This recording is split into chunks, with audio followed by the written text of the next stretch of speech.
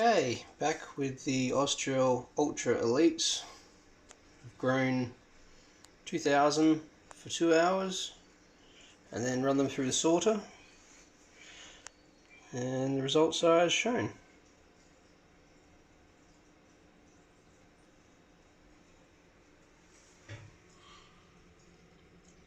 See, the small ones vary quite a lot.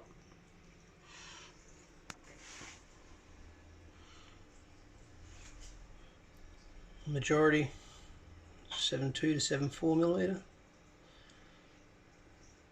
and no gels larger than 7.6, which should help alleviate a lot of jams.